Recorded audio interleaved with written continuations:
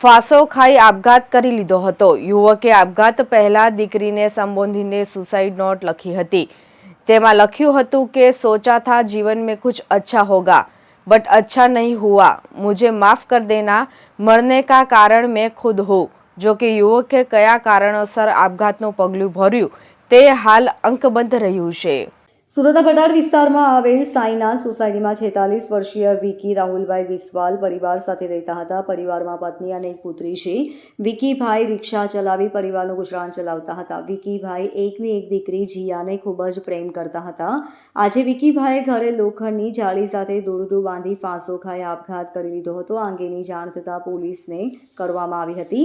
Khatodara police દ્વારા વિકીભાઈના મૃતદેહને civil hospital postmortem અર્થે ખસેડાયો હતો।